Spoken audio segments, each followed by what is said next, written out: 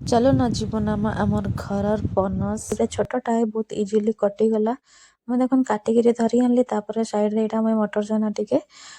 अच्छे लगे रखी दौचे आ मटर चना मोर रेडी से लगी मुझे आलू देखन काटी दौचे आम केन्ता स्टाइल रे आलू काटुचे देखन यहाँ जह बड़ थी ही भल लगे छोट छोट थी भल ना लगे आ पनसटा जेहेतु आम लेट सीसी से लगे आम पनसटा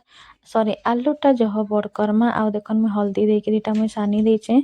आ तेल देकर इन मुई सानबार लगे रेडी कर दौचे आ आलू के मुई आगर छानी दौचे आ आलू के आपण मैंने टिके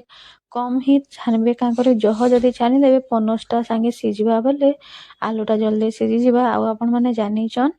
पनसटा टे बहुत लेट सीझी से लगे जदि आपण मैंने जदि सीझेक बनाबे बोले भल लगवा लेकिन छानिकी बनाले पूरा चिकेन स्टाइल रे बनीजा से लगे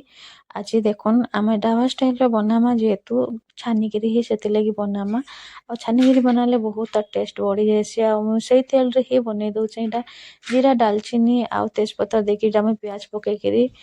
घाटी दौचे तापर मोर मसला जेनता कि मुझे बनई अदा लसुन आ पियाज रो पेस्ट पकई देचे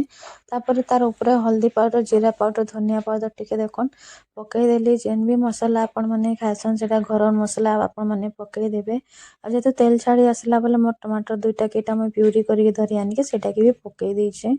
आ इता लंग वीडियो जदि देखबे मोर लंग ब्लॉग रे अच्छे आपण मैंने जाइकरी देखिदेबे आ हाँ आपण मानक भल लागला बेले लाइक शेयर एंड सब्सक्राइब करबार नहीं भूलबे आ फॉलो तो करबार बिल्कुल भी नहीं भूलबे आ देखो मो मसला रेडी जेहेतु 5 मिनट लगे आउ थे कषि दौचे तापर मुई मटर टाइटा देखन दे देचे जेहेतु मुई मटर आगुरी दे देती आमर तो जानिछन पनसटा लेट सीझा से लगे मुई पछे इटा दौचे आम पनसटा के देखन मुई पकई देली आ इता नकिनी नून आगुरी टिके दे देथिबे मुई भूली जाइथिले नून देबार लगी जेते बेले आपण माने छानबे कि नहीं तार आगुरी आउ मोर देखन मसला कषिकी रेडी ही गला बोले मुई नूनटा याचिनी पकई दौचे पानी पकईकरी 10 मिनट लगे ताके पूरा छाड़ी दौचे 10 मिनट पर खोला बेले देखन पानी पूरा कमी जाइए आमर पनस तरकारी भी